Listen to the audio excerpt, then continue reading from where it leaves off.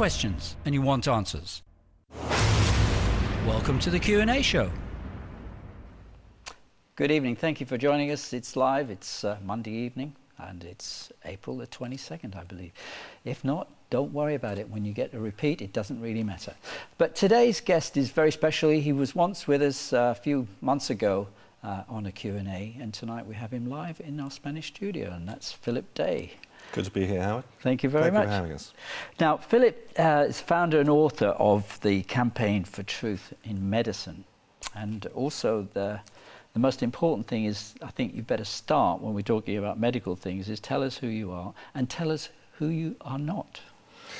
I'm a private citizen who 25 years ago realised that there was something very seriously wrong with how certain members of my family were treated.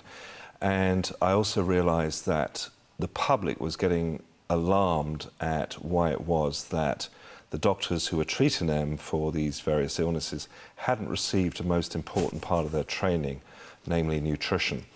And at that particular time, I decided to start doing some investigations as a citizen back then to see why it was that we could not seem to get on top of a group of diseases that we'd cured in livestock for decades.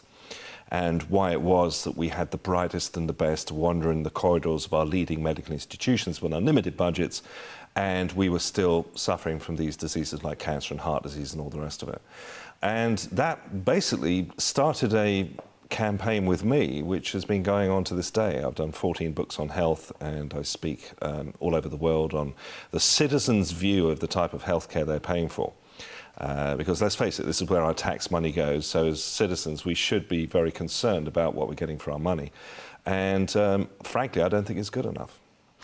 Now, we have to be very upfront at the beginning of our programs these days because the laws are changing all the time, which we'll find out throughout the program, no doubt, in different ways.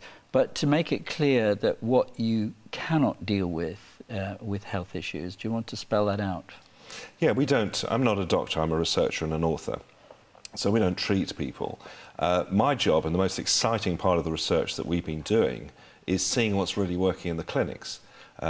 My team do a huge amount of research throughout a given month, looking at the latest treatments that are coming out, both on the traditional side as well as the so-called nutritional metabolic side, and what's working in the clinics. That's the most exciting thing as far as I'm concerned. People with cancer or people with heart disease. I believe last time we spoke, I was mentioning the fact that an ex-president of the United States, Bill Clinton, had been running into all sorts of problems with his arteries clogging up, and he was interviewed by Wolf Blitzer on CNN about how he had had a stent put in and the bypass was clogging up. And he had heard of two doctors who introduced him to a specific diet, which we now know is actually known as the rave diet, 100% plant-based, 100% uncooked, which has the most spectacular effect. And some of the top doctors in the world now are using this to be able to reverse serious cardiovascular disease with no surgical intervention. And some of these doctors are on the front of Newsweek magazine and all the rest of it. So this is, I think we've made some fantastic advances in medicine, no question, all credit where due. But there's a whole new system that's waiting to come in to be able to augment what we already know about medicine, which is going to really start saving lives. Now, in all of that, to make it really clear, there are some emails that have already started to come in, which I'm not going to be able to deal with. So forgive us if you just don't get an answer to those, because they cut across the line of what we can and cannot say on air. Isn't it ridiculous when we're talking about our own health? It's not talking about necessarily spiritual matters or what's in the Bible. So forgive us if we don't read them out. You may want to discuss them elsewhere on Facebook. Then you can start to do that. But did you know, Howard, that according to an EU ruling now, you're not even allowed to say that water can cure dehydration? Only because you sent me the link when I had Dr. Felicity on. I say that to people all the time, and they look at me like I'm mad. What do you mean? Of course water cures dehydration. You see, what's happened here is that in the unfathomable realm of politics, what's happened is that they have redefined cure to mean anything, any substance at all, that can have a therapeutic effect on the body, which is food. which is non-medical. I mean, you're wonderfully and fearfully made, Howard. Thank you are you. Thank you so 100 much. trillion cells, not one of which is made out of a drug. Yeah. Everything comes from what you eat and what you drink and what you slap on your skin and what you breathe in and what you look at and listen to all becomes part of who you are. How much are doctors trained in any of that? Absolutely not. Isn't it amazing? This is the thing that got me all those years ago, that we're not failing on a complicated level. I mean, the tragedies and the terror and the horror that goes on in families when a loved one's been diagnosed with cancer or what have you, when we look at the system that's trying to make these people better, and we realise that out of all of these incredible advances that we've made in medicine, for some reason, doctors receive almost no formal training in nutrition. So they're required to swallow the most incredible paradox that food is apparently good enough to keep you alive and make every cell in your body, but it's not good enough to fix you when you're sick. That's an intellectually inconsistent argument. Yeah. Now, just going back a little bit, you know, the things which the Bible talks about, foods, etc., are we allowed to talk about those because they're natural? But is there a problem with the drug industry? Who's really at the top stirring it so that we can't talk about some of these issues? It's a good question, and the answer came this week in Britain. A bombshell dropped, and that is that we learned that the top supermarkets, all the major supermarkets we're going to lift the ban on selling foods, meats, specifically animals that have been fed GM foods. So for years, viewers looking at this programme would have known this whole GM thing rumbling along in the background. And as Christians, of course, we understand that God made it right to start with.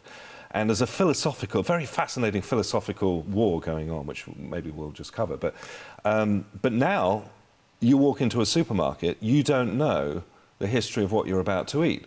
You know, we assume that if it looks like a piece of lamb and bleats like a lamb, it's a lamb. But now instead, you can't tell. Well, you can't, and it has no passport, so you don't know where it came from either. But this is a game changer, and this is a profound move that's been snuck in. The public don't want it. Where's it coming from? Well, it's big industry. It's big Not biotech. just EU. Biotech. Biotech is attempting to patent the genome of the planet. And so we've got this aqua bounty salmon that's going to come in. You know, for years we've been cracking jokes about fish genes in tomatoes, and why stop there? Why not put zebra genes into roosters, and then you can have four-legged chickens with their own barcodes? But we seriously don't know what we're going to be eating anymore. Yeah. And this is a great concern. I've been talking a lot to people over the phones this week. What do you think about this new GM thing? And some people say, "Oh, fine with me. I don't care. If they say it's safe, Philip." And that's a fundamental point that we've got to address. So where do you want to start? Because I had dinner with you tonight, and I just wish the cameras had been turning because you. I wasn't watching what you were eating, by the way. I had fish and vegetable soup to start with. It was very good too. It was very good. Yeah. So what can we talk about that's legal and not going to get you arrested and us off the air? And what sort of questions do you not want to come into the Q&A show tonight? I'm fine with any questions. The point is, you know, it's a question of what we can actually say on air and what we can't. My job here is to give everyone out there looking at this some hope, because at the end of it all, what you or I think doesn't really matter. What matters is the truth about how the body works. And the simple fact is that there are natural laws, and if you break those natural laws, then nature's going to sharpen her sword for you. It's as simple as that.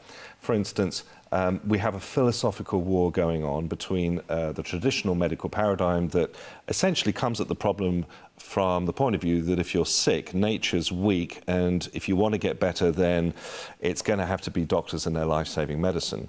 And on the other hand, we have this whole thing that Albert Schweitzer made popular, and that is that the body has an innate healing ability, that nature's strong, that your body is strong, and it has an entire, very complex, incredibly wonderfully complex ability to heal itself. And this was brought out by the doctors in the Bill Clinton CNN interview.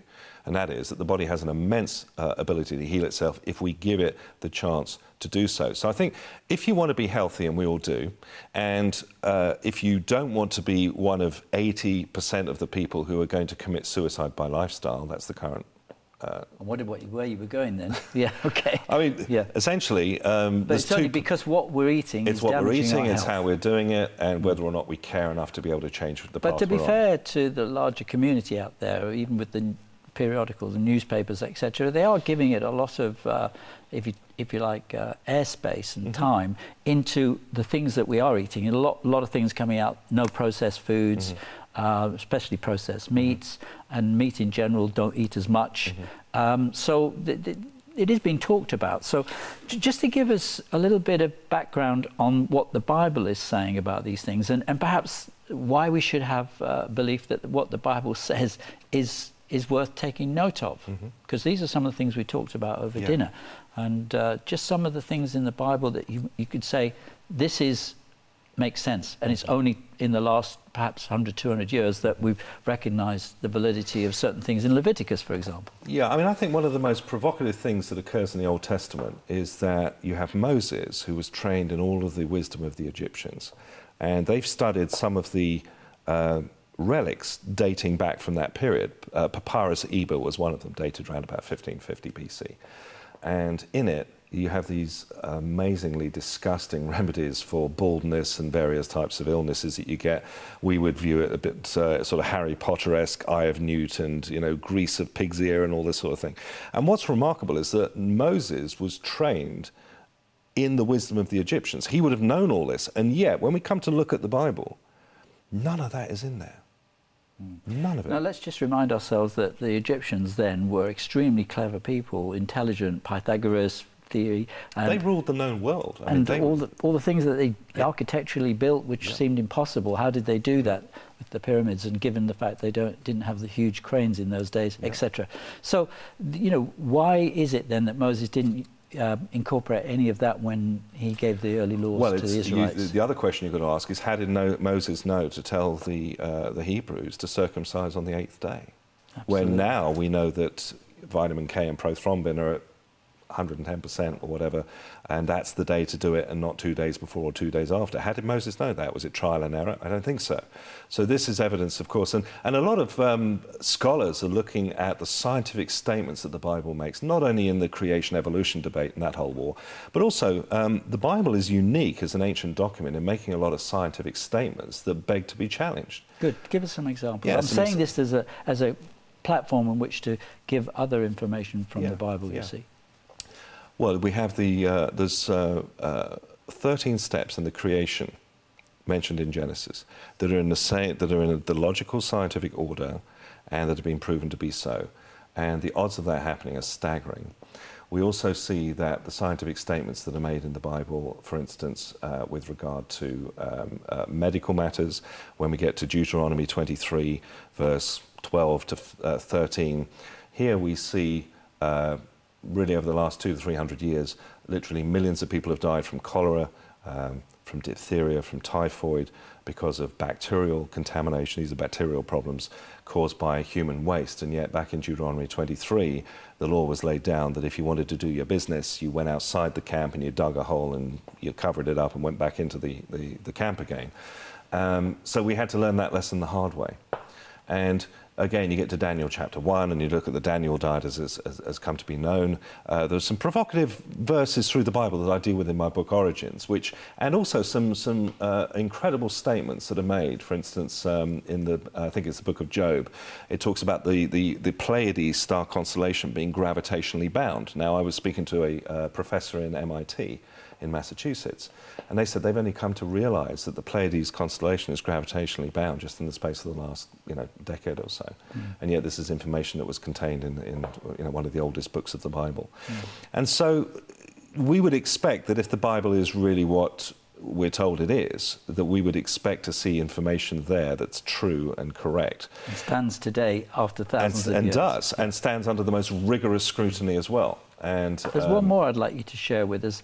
The doctor who discovered a couple of 100 years ago that you must wash your hands in some sort of solution if you're going from cadavers. What was his name? Semmelweis. Yeah. Tell us a little bit about that. Yeah. So prior to that, when the midwives were doing the whole childbirth routine, there was no sanitation procedures at all, and this doctor decided that if you washed your hands, then the chances are you would not spread this infection. And he was laughed out of court.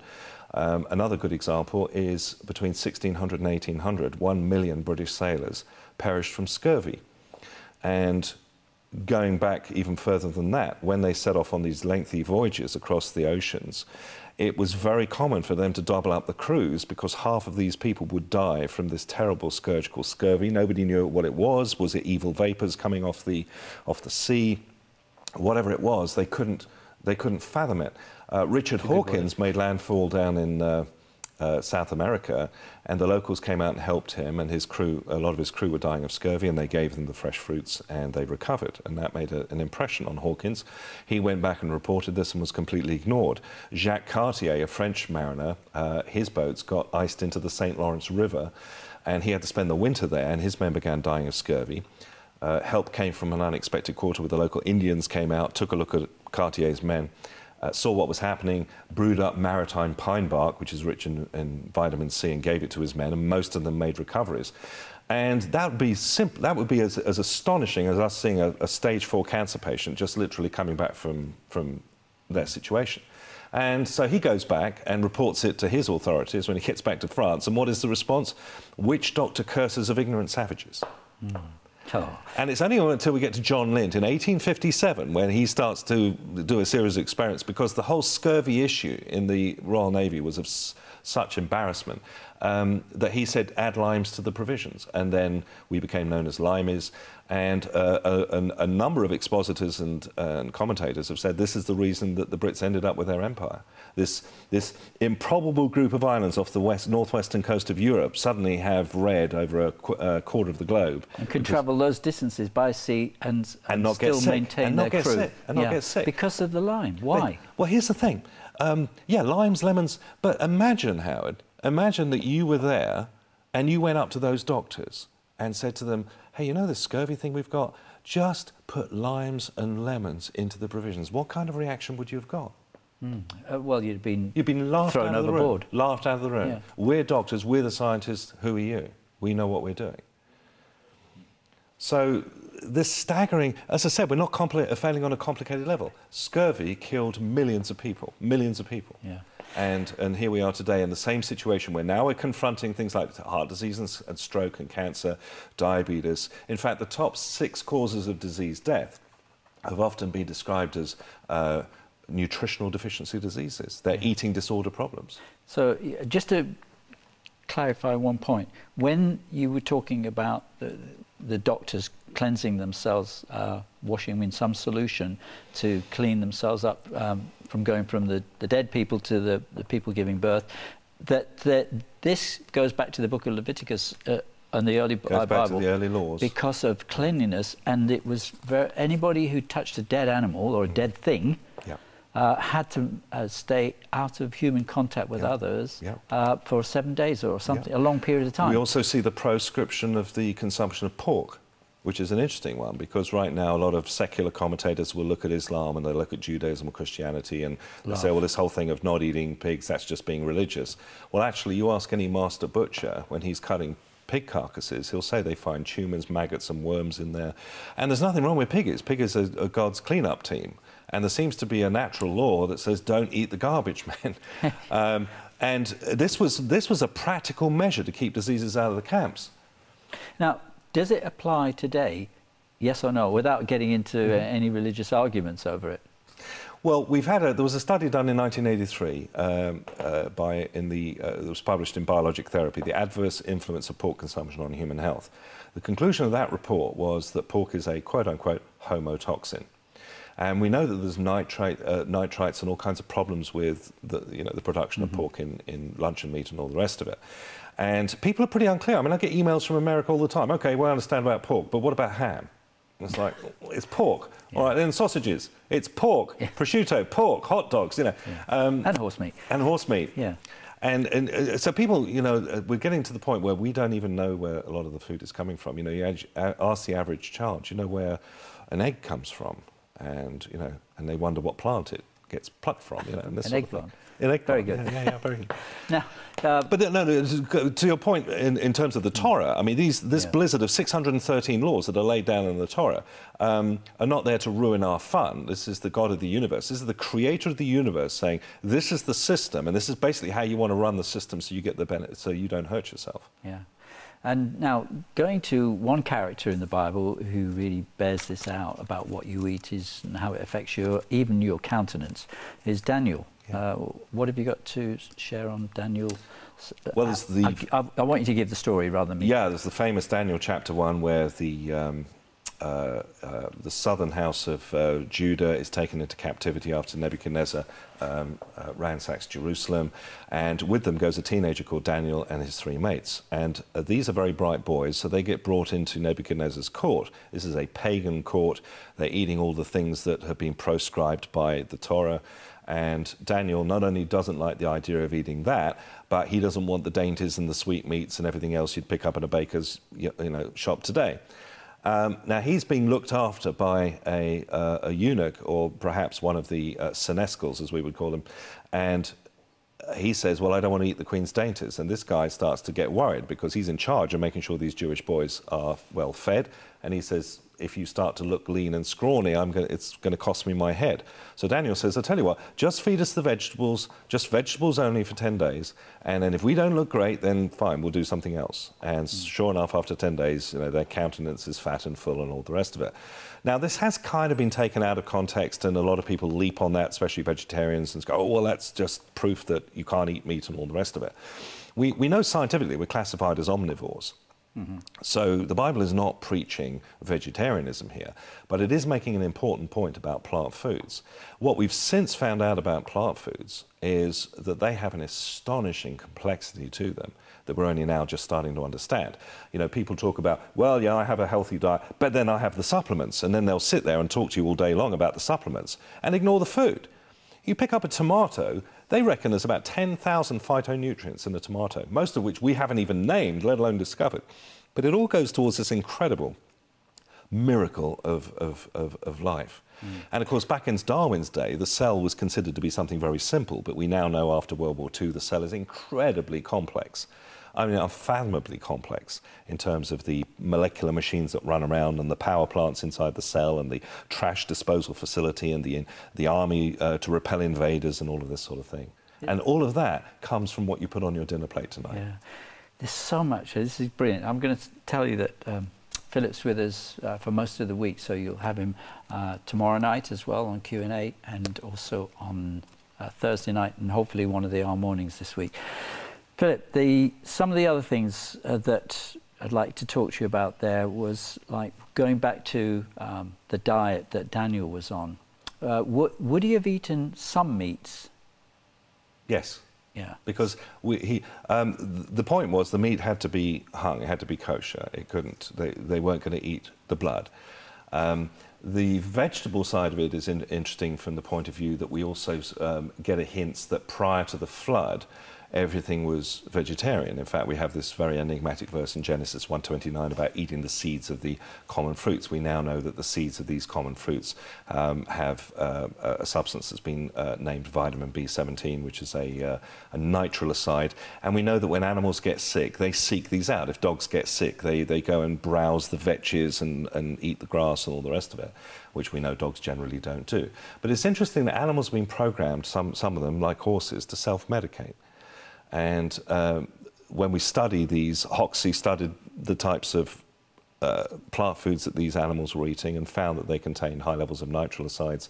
They've done studies in Imperial College London where they're looking at the elements inside cassava and find they have pronounced anti-cancer effects and all the rest of it. So there's been a huge amount of work done on the therapeutic effects of plants, but we're finding the existing medical model is incredibly resistant to the idea of diet curing disease. That was going to be my next question. Why? Because there's a philosophical problem here, Howard. And the philosophical problem is that they don't want to lose their sovereignty to the power in the molecules. Who, the doctors or the let me give you a quote. Pharmaceutical I'll give you a quote companies? by Albert Schweitzer. He said this, and he said, and this is arguably one of the most iconic doctors, physicians of the 20th century. He said this: "It's supposed to be a secret, but I'll tell you anyway. We doctors do nothing. We only help and encourage the doctor within." But really, the Hippocratic Oath, I mean, most people who would go into the medical profession are genuinely wanting to cure people. Yes, they are. But why are they, for the most part, ignoring the food element and what we take in? Because supplements are not assimilated into the body or the bloodstream or whatever, as well as natural foods. That's the thing. The first thing that people need to understand is that supplements are crude, blunt weapons, and so are drugs, by the way, in comparison to the amazing, elegant complexity of natural whole foods. Now, the reason why doctors are not trained in nutrition is given, and I've spoken to many traditional doctors and people high up in the industry, and their whole thing is, well, it's not our job to stop people getting sick. Our job is to fix them when they are sick. But that's ridiculous. I mean, that sounds so archaic. You know, well, the philosophical underpinning of that approach is that the body is not capable of healing itself, or that the food that you introduce in the body is not capable of healing itself. Because if you say that in America, if you're an MD in America and you're treating cancer with nutrition, you'll get nailed. I mean, there is not one doctor in America you can name me who's doing well with cancer who is not being harassed. But is the success rate there? I mean, people are very sceptical about anything, and particularly new information. Sure. But this is, what can we do to help them to see that there's validity in actually following a good diet? Because tell us about that and the immune system and how our immune system is really shot these days because of what we eat. Yeah. There's a group in America who have dedicated themselves to going into the scientific literature to find out what the recovery rates would be for people who went the regular orthodox route, for instance, with cancer. And they've looked at a whole range of different types of cancers at different stages and compared that with the whole 100% plant-based approach and the whole metabolic approach, just using diet. RaveDiet.com is this organization. They have a whole resource section there where you can look up the actual science, the studies that show this. And the results speak for themselves. Just this week in the British press, it was reported that Britain's healthcare, the effectiveness of Britain's healthcare, trailed just about every other Western nation. And we spend a huge amount on healthcare in Britain. And America's even worse. America is like $2.7 trillion or something in terms of their total output. This is a massive industry. The NHS in Britain employs 1.7 million people. I mean, that's half the population of New Zealand. Wow. The sad thing is that they're dealing with the post-illness rather than... They're picking up the pieces. Yes, they're going in there yeah. and trying with drugs to make symptoms go away in the belief that that's the same thing as a cure, and it's not. And the simple fact is that if you have somebody and their tumor, and you can make their tumors go away with chemotherapy, and you can, by the way, or you blitz those tumors with radiation and make them go away, and you can, that's no guarantee that those don't come back, because you never actually solve the reason why that person got cancer in the first place. If it is an eating disorder, then they're going to go straight back into it because they're not been educated.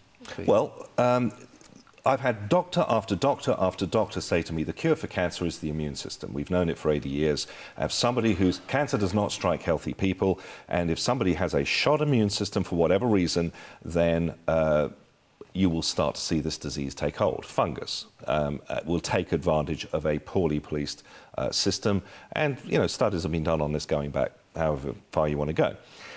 So the whole approach here that Albert Schweitzer is getting at is we only help and encourage the doctor within. What he was saying with that amazing statement, we doctors do nothing, we only help and encourage the doctor within.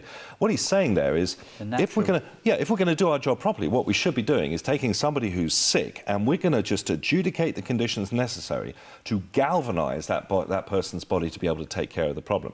Because when you actually get into the biochemistry of what goes on a cellular level with cancer, it is just unfathomable. I mean, any doctor who tells you they understand on a cellular basis what's going on, forget it, they don't. Well, do you have a slight inclination of what it is, so that for the layman we can actually start to understand the complexities of cancer? Yeah.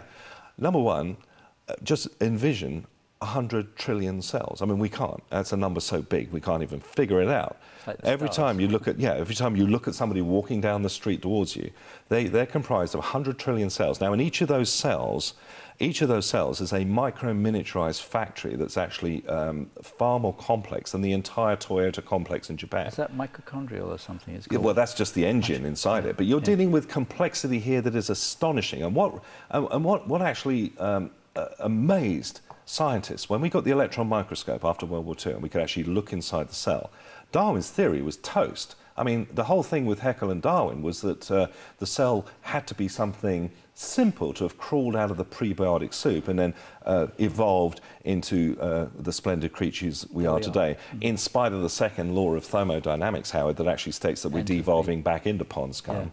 And our minds are so far along in the process we can't figure it out.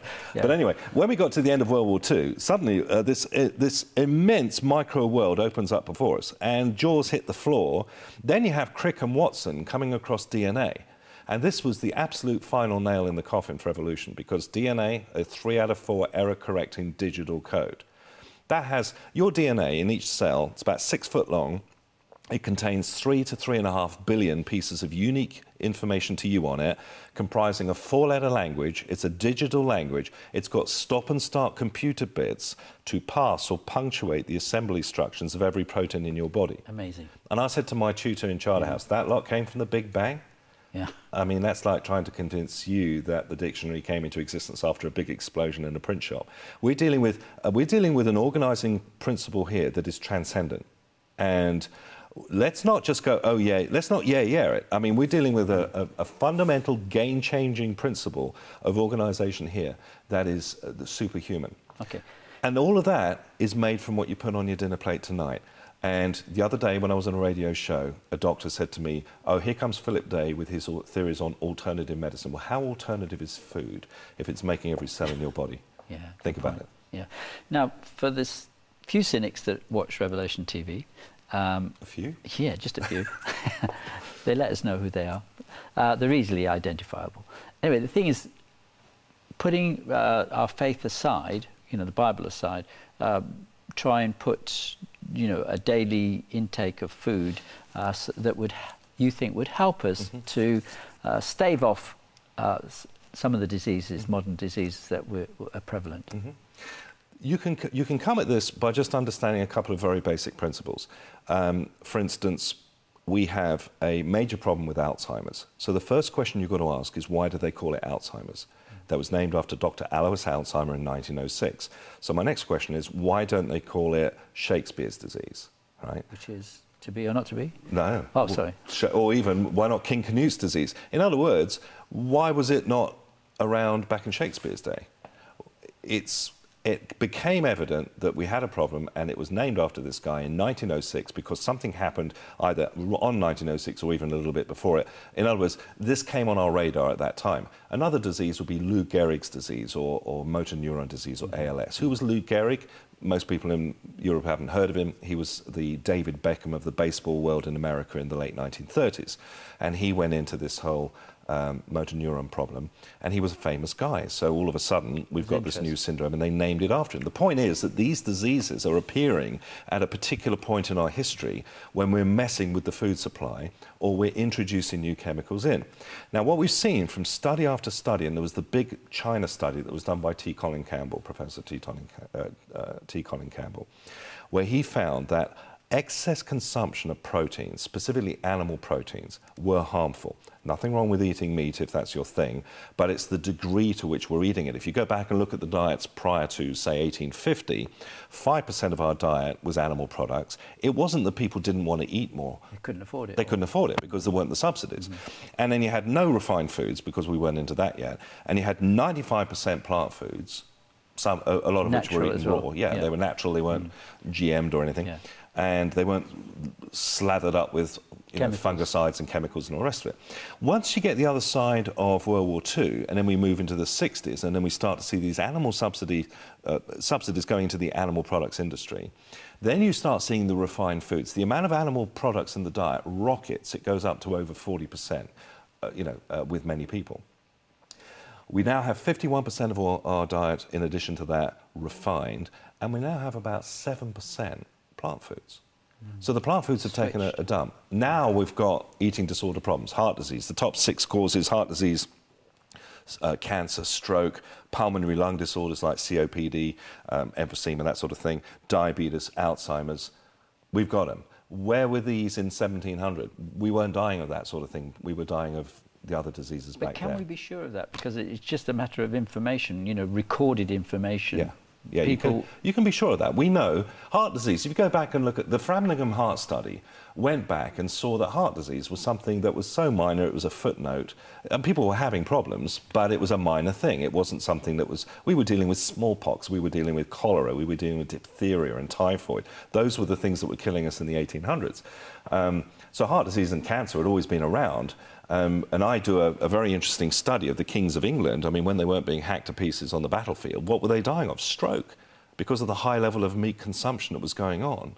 In fact, there's a slew of these kings coming out of the Saxon era with Canute, Arthur Canute, Harold Harefoot, moving into Ebbo Confessor, after him, William the Conqueror, Harold, who died at Hastings. All of these people, we've got the records, were either succumbing to strokes or had major problems with this because of the high consumption of animals. Only because they were living the high life as opposed to it was a status peasants. symbol in those days to eat meat. Mm-hmm. And all the peasants aspired to go into the Lord's Hall once a month for a nosh-up.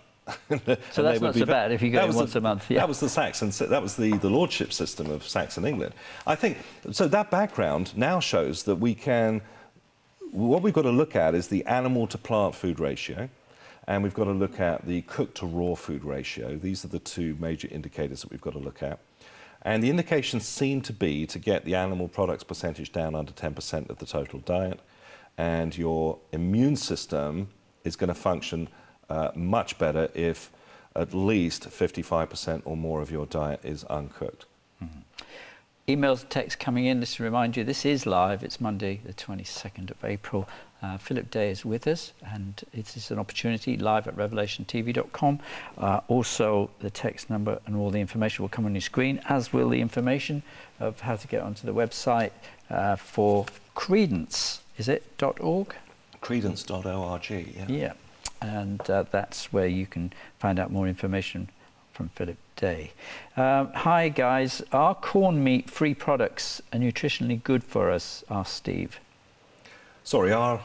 Corn. Oh, corn, as in the mushroom protein? Yeah. In small amounts. Corn is one of these cheap proteins that's come onto the market in recent times. I haven't seen major red flags on it at all. So what we have to do is just exercise a little bit of moderation with that one. Okay, thank you very much. Some emails and texts come in, not at all relevant to today. Send your complaints to info@revelationtv.com. Some of you are so lovely, beautiful people. Thank God you stop eating some of the things that get you wound up. In Joshua, the analogy of the different types of light show that they hid their teachings in the light of the shadowy face of God. Oh, actually, that's got nothing to do with tonight's program. Thank you for this program. Do you have any views on the best approach for large 2-centimeter kidney stones? Sorry, kidney stone in kidney. Well, that's a good place to put it. Is keyhole surgery an option? I understand that you have to word your response in a particular way, says Leslie from Ireland. Sorry, I should be pre-reading these, but if you don't want to answer anything, no, kidney stones. There's a lot of, by the way, there's a lot of very good health homesteading websites that you can go to.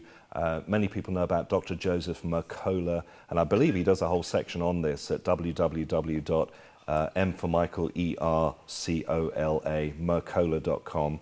Naturalnews.com does a whole thing on this as well. This is all about setting up an environment inside the body that is not going to be conducive to the forming of these types of stones. So they will get you into how to modify the diet with that. We're also seeing, going back to the point you were making about what can we do, what is the foundation of a good diet? The foundation of a good diet seems to be majority plant-based. In my book, Health Wars, I do a study on cultures around the world who don't get cancer and heart disease and these diseases, and they're quite well known.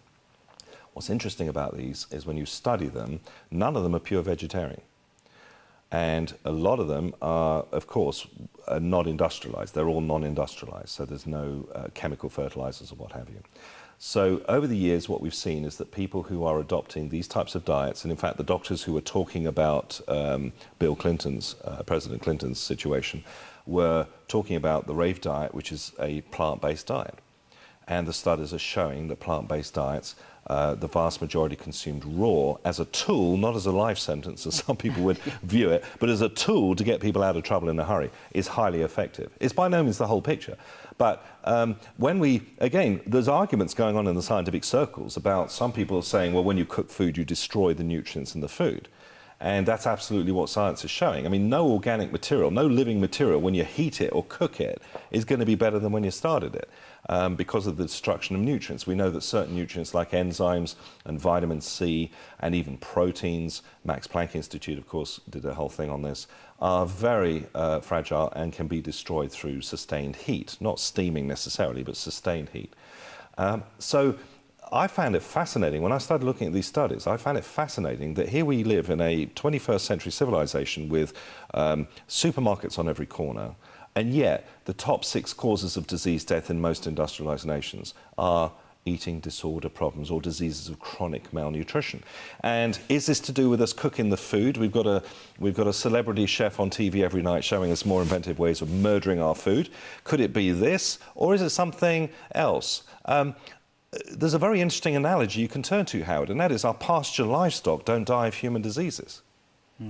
Well, they don't. Right. They don't cook in the fields, okay? So that could be part of it. It's all raw. Yeah, it's raw. It's plant-based, and our wild animals don't die of human diseases. I can't remember the last time I chased a rabbit down a country lane in my headlights and it keeled over into the ditch with a myocardial infarction. I mean, that's not happening. So we're seeing they're not dying of these problems, and yet our domestic dogs and cats are dying of human diseases. Yeah, Heart because disease. we're feeding them... What are we feeding them? Our stuff. Cooked, ground up bits of their mates in aluminium cans. Bits of their mates. Oh dear. It's a funny side to this as well. Elizabeth, I can't answer your question because of the problems with the law. Philip says to talk to you about your book Origins. He said it's brilliant. Oh, Origins. Sorry, Paul says about your book. Yeah. Thank you, Paul. Well, this is actually, Origins is a project after my own heart. It's the evolution-creation debate. But my whole thing is I think Christians have been too nice to the Dawkins Brigade. And so I wanted to do something that had a bit of edge to it. And I wanted to go out there and just sort of take these guys and shake them a bit and say, look, you know, a lot of people who are not Christian look at the Christians like we're nuts. Oh, you believe in a young earth. Oh, you believe that God made everything and there's some figure with a beard in the sky doing all of this. So I came at Origins from the science aspect of it. And all over the world now, we've got top-grade scientists who have got a problem, and that is they're coming across design. We know about the anthropic principle. We know that there seems to be these indicators, last count there were 98 of them, that have to be so finely tuned. These are calibrations like gravity and the proton to electron mass ratio and all this sort of thing, that are so finely tuned that if they were out by even so much as just 1 bit in a million. In fact, gravity, I'm told, is tuned so fine it's like 1 part to a million, billion. Really? And yeah. if it was out... And if it was out just to 1 part of that, my goodness, everything comes unglued and cows begin flying or whatever that happens. Well, pigs might fly. Pigs may, that's when you do... That's when you get the... Well, I find that pigs with sufficient initial thrust, pigs will fly just fine. Was enough gas in them. No, these calibrations are fascinating. In fact, even atheist scientists acknowledge this appearance of design. They call it the anthropic principle. And then the whole thing is, oh, well, it just happened that way. In other words, we won the cosmic lottery with the product of a cosmic burp. You know, here we are. Everything. Don't even, you know, just get on and discuss next week's shopping. You know, why debate it? We're here. Yeah. But no, that begs answering. And the fact that even when you look at the micro-universe within us, I mean, we've looked at DNA and the cell.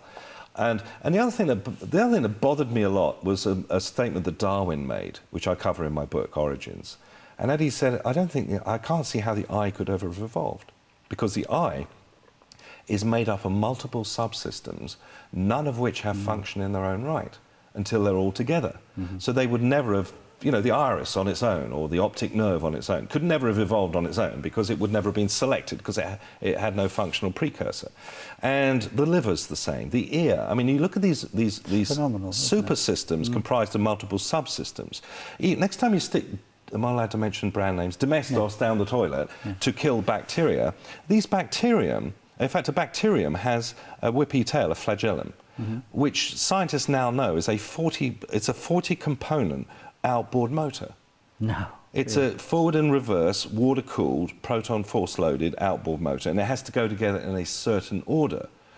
And that's what you're killing when you shove Domestos down the toilet, right?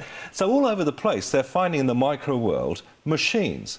And this is puzzling a lot of people because it's design. Yeah. It's interesting because I didn't know till this evening that you were into creation, as it were, because a lot of Christians can't... Just love it. Well, I think to have a revelation about so many different things, you have to have an understanding of what the Bible is saying about creation. And it starts off in the very first book, in the very first verse as well. So how people can ignore it. And, you know, we're in trouble with some people at the moment. I know, but they see it every day of the week. You walk out there and birds all change direction at the same time. So here's my question. Is there how are they doing that? Is there a bird at the front with a big wing going, now? No. Fish changing direction at the same time. How's all that happening? Yeah. Chance? No. Tell us a little bit, I might not be pronouncing it correctly, mitochondrial. Mitochondria? Yeah. The power plants inside... Yeah, well, when I read about this, I was blown away. Yeah. Almost. Is it Illustra Media have got a great Unlocking the Mystery of Life, fantastic DVD. If you want to get into this, Unlocking the Mystery of Life, or we've got a great DVD called Expelled, No Intelligence Allowed, which features Richard Dawkins and a bunch of other guys. And actually, I think that's a very fair documentary because it's got people from both sides of the camp explaining about evolution and why they believe in it, and the other guys saying about intelligent design. Again, Expelled, No Intelligence Allowed. Okay, right. And actually, it's hosted by Ben Stein, who's a Hollywood figure. And it's a fascinating film. And what I'm saying to people with Origins, and indeed with all of the health information, is do your own research and come to your own conclusions. Because ultimately, I'm not going to come around there and do it for you, and nor you, Howard. Yeah. It is our responsibility to have our own health. Yeah, and it's also our responsibility to know about the world we're living in. Romans 1 says we are without excuse because God has made it explicitly clear that we are in a design system. And if you think about it, the most insulting God of all is this no God of evolution. It's... I've got loads, but I'm just afraid to ask them because they could get us into trouble. Well, throw them at me. Okay. Good evening. Great, insightful program. Can you advise on the psoriasis? Is that with a P? Please, spiritually and naturally. Also, please pray I can get a day off to come and see you in June, asks or says Angela. What about this psoriasis? How's that? Well, actually, I can legitimately get into just an absolute barnstorming topic here, which is vitamin D. Now, vitamin D, as I'm sure everyone knows looking at this program, is the sunshine vitamin. Actually, it's not even a vitamin, it's a secosteroidal hormone. And we wrote vitamin D off in science, more or less, as a second division nutrient whose deficiencies were only causing the old medieval problems like soft bones and rickets. But 8 years ago, a group of scientists began studying vitamin D, looking at it again, and now we are just stunned. We have egg all over our faces as a civilization because we now realize the sun is important enough to well, vitamin D underpins the proper workings of the immune system. We're told it upregulates about 10% of the DNA strand, so it's modifying 3,000 out of our 33,000 gene sequences in our DNA. And we're not getting enough of it because since 1989, governments and the environmental movement have been telling us that the sun's going to kill us. So when we look at diseases like psoriasis or cancer or heart disease or depression, everyone's heard of seasonal affective disorder. Now, if you come from a country like I do, England, where we haven't seen the sun since 1968, we've got a big problem. And if you live in Scotland, you've got an even bigger problem because we're not getting the right wavelength for 7-8 months of the year. Dr. John Cannell, who is at the Vitamin D Council, he says if you look at the length of your shadow on any given day. It's a pretty close indicator of whether or not you're making vitamin D. He says if your shadow's shorter than you are, you're able to make vitamin D. If your shadow's longer than you are, then you can't make vitamin D because the wavelength is not conducive to forming this incredible compound from the sun's radiation acting on the cholesterol of your skin. Now just think about that whole process for a minute. All that came from the Big Bang. Amazing, you know. And this is so finely tuned that it then penetrates the skin. Takes about 36 hours. Some of it's made in the epidermis, apparently, but it sits on the top of the skin. And this is what goes into vitamin D's action in the cell is so primal that if you're low, really low on it, then the immune function is compromised. Nothing works downstream of that. Can you give us a scale? Yeah, on a scale of, in fact, the European scale is generally nanomoles. So if you picture a scale of, say, 0 to 300, if you were to test all of your lifeguards who've got unlimited access to the gorgeous sun you've got here, they'd be at 150. And I'll tell you a fascinating thing here. At 150, if they get more sunlight, they don't make more vitamin D. The sunlight action changes and kills any excess. Yeah, the overspill. So what you've got is this incredible locked system that gets you at 150. Now, where's everyone else? Where are we 20, in 30, 40. My goodness.